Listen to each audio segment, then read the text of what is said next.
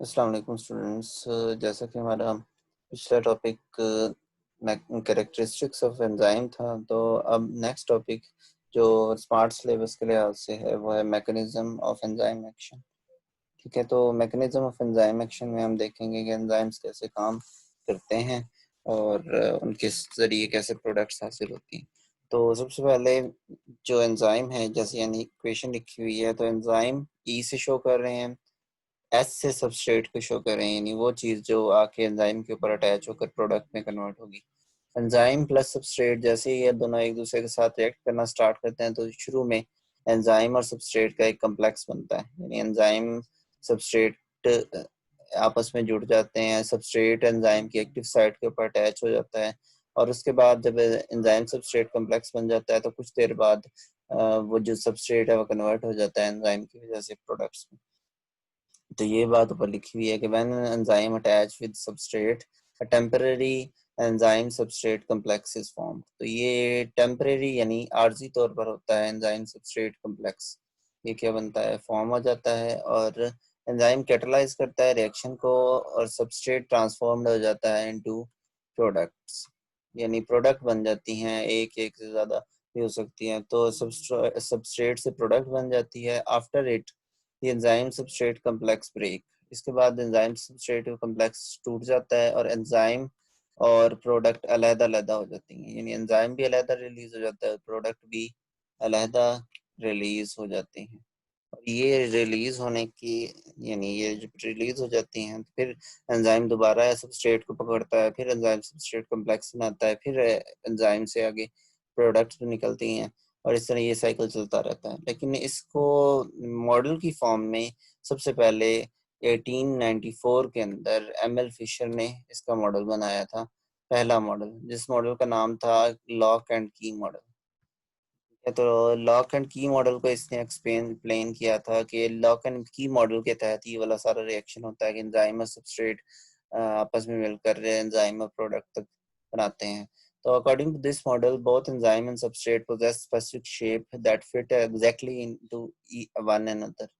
अब ML Fisher के मुताबिक लॉक एंड की मॉडल ये कहता है कि एंजाइम और सबस्ट्रेट्स की जो शेप्स हैं वो एग्जैक्टली फिट आती हैं, जैसे एक खास ताले के लिए एक खास चाबी फिट आती है, उस तरह एक खास एंजाइम में एक खास सबस्ट्रेट फिट हो सकता है। तो ये बात एमएल फिशर ने की थी। तो इसको एक्सप्लेन उसने कैसे किया, तो उसने कहा कि the model explains enzyme specificity. Enzyme बहुत ज़्यादा क्या है, स्पेसिफिक है। तो स्पेसिफिसिटी को उसने एक्सप्लेन बताते हुए कहा कि लॉक एंड की मॉडल हो सकता है ये। तो ये तो बात की गई, तो फिर इसकी जो डायग्राम है वो यहाँ पर दिखाई गई है, देखें ज़रा। इसकी जो ये एक्टिव साइट की एंजाइम के ऊपर जगह है, बिल्कुल उसी जैसी ही, जैसे की नहीं होती, जैसे की टाइप का सबस्ट्रेट आ रहा है और अटैच हो गया उसके ऊपर, बिल्कुल फिट आ गया। और फिट होने के बाद कुछ देर बाद एंजाइम सबस्ट्रेट कॉम्प्लेक्स से एंजाइम ने क्या बना दी हैं, प्रोडक्ट्स बना दिए हैं। अब ये जो सबस्ट्रेट आया है ये समझ लें लॉक की तरह काम कर रहा है इस एंजाइम के लॉक के अंदर। तो एंजाइम और सबस्ट्रेट का ये जो कॉम्प्लेक्स है, ये लॉक एंड की मॉडल के तहत ये सारा रिएक्शन जो है वो दिखाया गया है। तो ये एमएल फिशर का एक कह लें प्रपोज मॉडल था, लेकिन फिर बाद में 1958, यानी उससे तकरीबन हाफ सेंचुरी से भी ज़्यादा, तो उसके बाद एक अमेरिकन बायोलॉजिस्ट आया था जिसका नाम था डैनियल कॉशलैंड। डैनियल कॉशलैंड ने क्या किया था कि सजेस्ट किया था modification of lock and key model and propose reduced fit model, यानी उसने लॉक एंड की मॉडल को मॉडिफाई किया और उसने अपना एक मॉडल दिया जिसका नाम था इंड्यूस्ड फिट मॉडल। अब यहाँ पर इंड्यूस्ड फिट मॉडल से, जैसे नाम से जाहिर है, इंड्यूस कहते हैं किसी चीज को कर लेना, यानी अपने लिहाज से ढाल लेना। फिट यानी फिटिंग कर लेना उसकी, तो अपने लिहाज से ढाल लेना, ये बात जो है ये कैसे है। तो according to this model active site यानी एंजाइम की जो साइट है जिस पर रिएक्शन होना है वो रिजिड नहीं है, वो नॉट अ रिजिड स्ट्रक्चर, यानी वो रिजिड नहीं है, वो सख्त नहीं है, बल्कि rather it is moulded into the required shape to perform its function। यानी वो अपनी शेप के अंदर मोल्ड की जा सकती है जिस तरह का उसने फंक्शन करना है।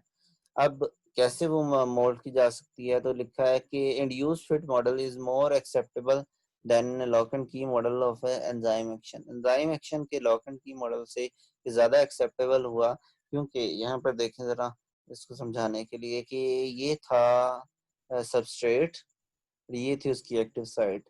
अब सबस्ट्रेट इस एक्टिव साइट की तकरीबन कह लें थोड़ा सा डिफरेंट है, यानी बिल्कुल सेम नहीं है एंजाइम की एक्टिव साइट के।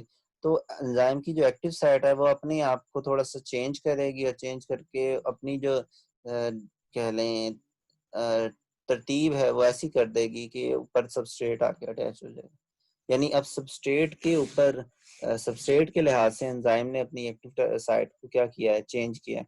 एक्टिव साइट क्योंकि चेंज हुई है तो वो रिजिड स्ट्रक्चर नहीं थी, इसलिए चेंज हुई है। तो ये डैनियल कॉशनैन का जो एंजाइम सबस्ट्रेट कम्प्लेक्स यहाँ पर बना के दिखाया हुआ है, इसमें एंजाइम के एक्टिव साइट ने अपने आप को चेंज किया, अपनी शेप को चेंज किया। तो इस तरह के जो मॉडल है इसको हम कहते हैं इंड्यूस्ड फिट मॉडल। ये डैनियल कॉशलैंड ने 1958 में दिया था। ये आपका लॉन्ग क्वेश्चन है, ठीक है, इसको अच्छी तरह याद करना है और ये मॉडल जो है वो बना के भी देखने हैं। इसी के साथ आज का लेक्चर एंड होता है। नेक्स्ट लेक्चर में मुलाकात होगी। अल्लाह हाफ़िज़।